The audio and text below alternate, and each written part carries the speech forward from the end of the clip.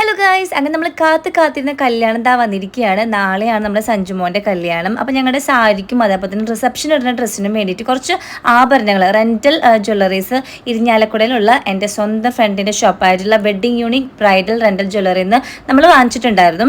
വാങ്ങിച്ച് മീൻസ് പോയി നോക്കി വെച്ചിട്ടുണ്ടായിരുന്നു. അപ്പോൾ അത് ഇന്നലെയാണ് നമ്മുടെ കൊറിയർ കിട്ടിയിട്ടുള്ളത്. അപ്പോൾ എല്ലാം ഒന്ന് ഞാൻ റീചെക്ക് ചെയ്യായിരുന്നു കേട്ടോ. അപ്പോൾ കമ്മൽ, മാല, വള, നെറ്റിച്ചുട്ടി, പിന്നെ ഇയർ ചെയിൻ ആയിട്ട് എല്ലാം സെറ്റാണ്.